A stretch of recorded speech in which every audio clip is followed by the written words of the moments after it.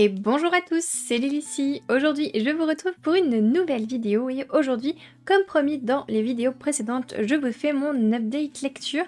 Donc ça fait un moment que j'ai pas fait d'update lecture, je pensais vous faire une grosse vidéo avec toutes les lectures que j'ai fait depuis février, donc jusqu'à juin.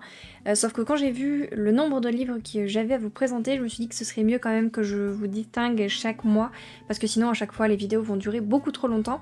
Donc du coup c'est ce que j'ai décidé de faire, donc là je vais vous présenter le mois de février, alors c'est bien en retard, mais c'est pas grave, au moins vous verrez déjà un petit peu ce que j'ai pu lire pendant ce mois-là. Du coup je vous propose de commencer tout de suite avec donc les romans, et l'un des premiers livres que j'ai lu pour le mois de février, il s'agit de Havenfall de Sarah Holland aux éditions Bayard. Et ici du coup on suit une jeune fille qui se rend sur une espèce de colline sur laquelle son oncle tient une auberge dans laquelle il recueille plusieurs peuples, disons. Donc vous avez les humains classiques, mais vous avez surtout des peuples qui viennent de d'autres royaumes qui s'appellent notamment Fjordenkill, Ardent et Solaria, en sachant que je ne sais plus lequel d'ailleurs, je vous avoue ça fait un petit moment que je l'ai lu. L'un des royaumes, il y a des créatures qui y sont... Voilà, Solaria. La porte a été scellée il y a quelques années parce que dedans il y a des créatures qui sont assez dangereuses jusqu'au jour où la jeune fille va retrouver son oncle inconscient et la porte ouverte. Et du coup, elle va se dire aïe aïe aïe, il y a peut-être des monstres qui ont pénétré dans notre monde et va falloir s'en dépêtrer. Et puis voilà, c'était toute une histoire assez sympathique, moi j'ai beaucoup aimé.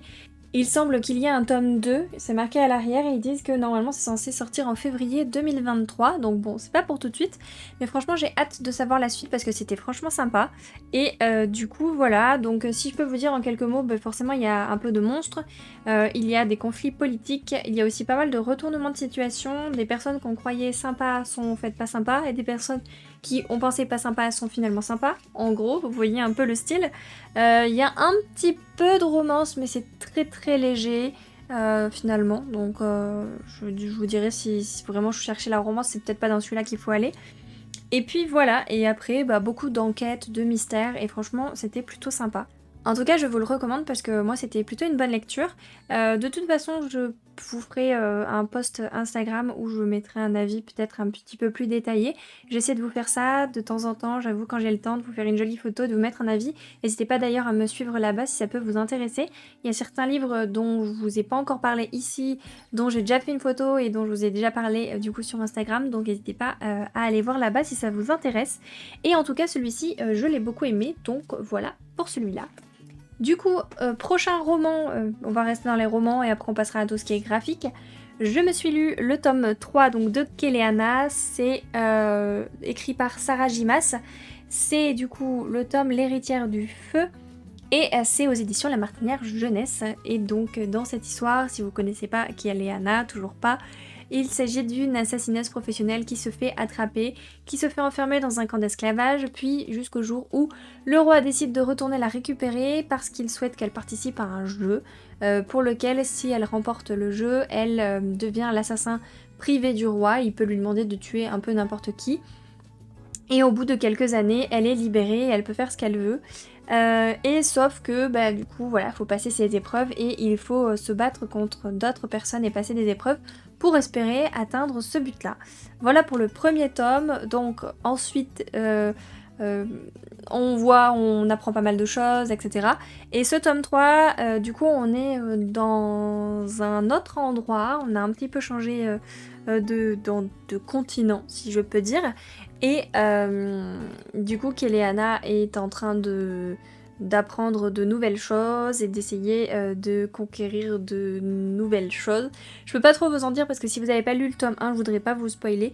Mais en gros, franchement, j'ai beaucoup aimé celui-ci. Il avait un peu plus, même beaucoup plus de magie que les deux premiers. Et franchement, ça m'a pas mal plu. On rencontre de nouveaux personnages également. Et franchement, de toute façon, cette saga, moi, je vous la recommande. Je l'aime beaucoup. Et en gros, voilà pour celui-ci.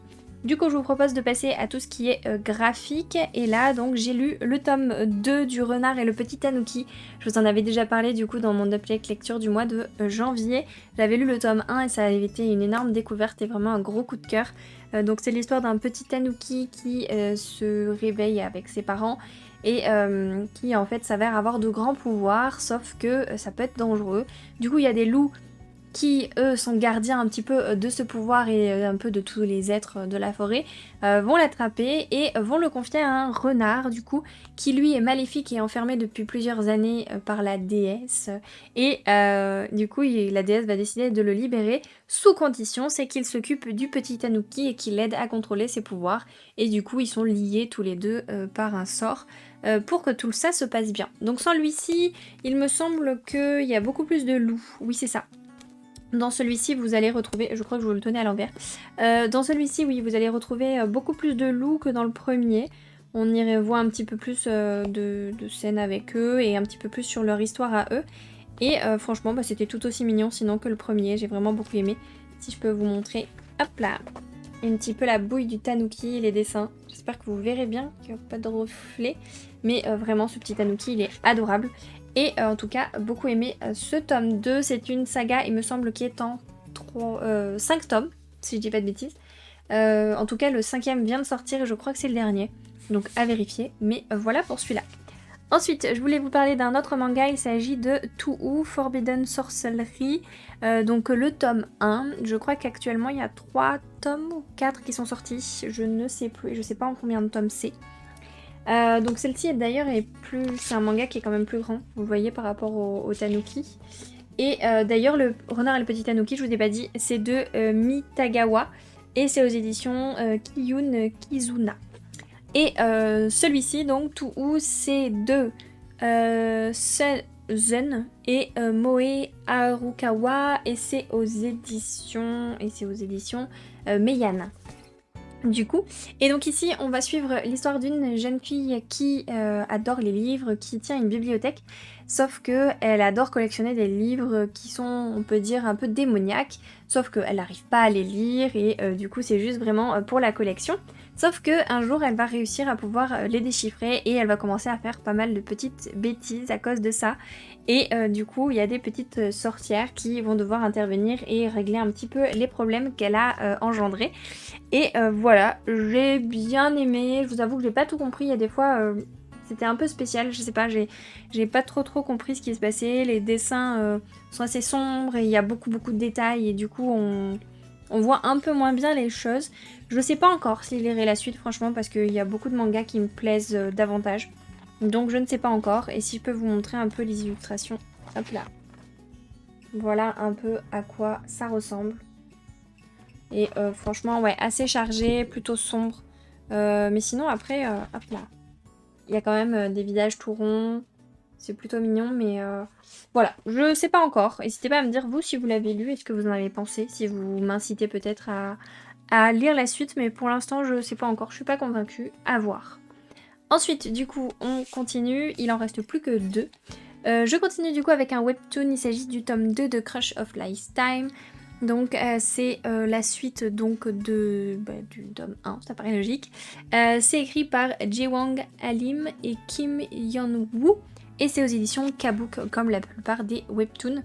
Et donc ici on va continuer à suivre l'aventure du coup de Young Hei-ji qui du coup est une jeune fille très populaire sur Instagram qui un jour va rencontrer un garçon dans une épicerie qui lui connaît pas Instagram, il en a rien à faire donc celui-ci. Et ils vont commencer à faire connaissance et il va découvrir que au-delà de la fille vachement populaire d'Instagram, et ben c'est une fille tout à fait classique et elle va apprendre également à le connaître et comprendre pourquoi il est aussi renfrogné et aussi je m'en fous un peu de tout ça. Donc voilà, et puis on continue là-dedans et franchement très sympa. Moi j'aime beaucoup en tout cas ce webtoon, il est plutôt mignon. Alors si je peux vous trouver un petit peu, hop là. Voilà un petit peu pour les graphismes. et en tout cas moi j'aime beaucoup, donc pareil, celle-ci je vous la recommande, c'est léger, je trouve ça sympa, c'est pas prise de tête, j'aime beaucoup à lire ce genre de choses. Et du coup enfin la dernière chose que j'ai lue donc le mois de février, il s'agit des Sœurs Grémillet, le tome 1, Rêve de Sarah, c'est de Di Gregorio et Barbucci aux éditions Dupuis. Je vous avoue que c'est une BD que j'ai vu passer pas mal de fois. Et du coup j'avais envie de tester moi-même un petit peu cette série de BD. Je crois qu'il est en 3 tomes, si je dis pas de bêtises, le 3e tome venant de sortir et à chaque fois on suit l'une des sœurs. Et donc cette fois-ci on suit Sarah et Sarah elle fait un rêve bizarre où dedans il y a des méduses et elle comprend pas, il y a aussi un espèce de grand arbre et elle comprend pas ce que c'est. Et du coup à chaque fois elle se fait réveiller par quelqu'un ou quelque chose et elle arrive jamais à aller au bout de son rêve. Et donc elle essaie de comprendre et elle va mener l'enquête avec ses sœurs de savoir qu'est-ce que c'est que tous ces rêves. Et puis voilà, c'est assez sympa. Hop. En tout cas les graphismes j'aime beaucoup. Hop là, si je peux vous montrer. Hop là, mais c'était vraiment une très jolie BD. Je vous avoue que jusqu'à ce que je la ressorte là aujourd'hui pour faire la vidéo, j'avais un petit peu oublié de quoi ça parlait. Ça m'a pas marqué plus que ça en fait, mais sinon l'histoire était sympa. Je pense que j'achèterai la suite parce que c'est une jolie BD et je pense que c'est des histoires assez sympathiques à lire. Donc pareil, celui-ci, je vous le recommande également.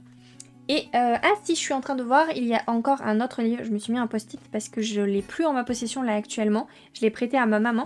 Je me suis lu Killing November, donc je vous mettrai un petit insert écran à côté de moi, que donc j'ai adoré. Lui par contre je l'ai vraiment beaucoup aimé. Il y a le 2e tome qui est sorti et je l'ai dans ma pile à lire. Il faudrait que je m'y mette mais je pense que ce sera plus pour le mois d'octobre-novembre. Donc dans Killing November on va suivre une jeune fille qui se fait un peu... elle se fait pas enlever mais presque en fait, elle doit partir dans une sorte de pensionnat sauf que dans le train... ou dans l'avion, je ne sais plus, elle va s'endormir et se réveiller directement là-bas. Elle va pas comprendre ce qui lui arrive et elle va découvrir que dans cette école et dans ce pensionnat, on n'y apprend pas les maths, le français, etc. Mais plutôt l'art du poison, le lancer de couteau, etc. Et elle va comprendre qu'il y a toute une histoire de mafia, de plein de complots, de politique, etc. Et du coup, elle va essayer de s'en sortir dans tout ça, alors qu'elle connaît rien, elle sait pas de quel clan elle vient, elle sait rien en fait. Et elle va essayer de faire en sorte de tenir le change malgré tout ça. Honnêtement, il était super sympa, j'ai hâte de lire la suite. Franchement, celui-là, je vous le recommande. C'était, je pense que c'était pas loin d'un coup de cœur. Et du coup, voilà. Mais actuellement, je l'ai plus là. Je l'ai prêté à ma maman qui a l'air d'apprécier aussi. Donc voilà pour celui-ci et pour mes livres que j'ai lus du coup pour le mois de février. J'espère que cette vidéo vous aura plu. N'hésitez pas à vous abonner et à liker la vidéo si c'est le cas et à me laisser un petit commentaire en me disant si vous avez déjà lu l'un de ces livres ou si certains vous font peut-être envie. Enfin bref, je vous laisse là. À bientôt!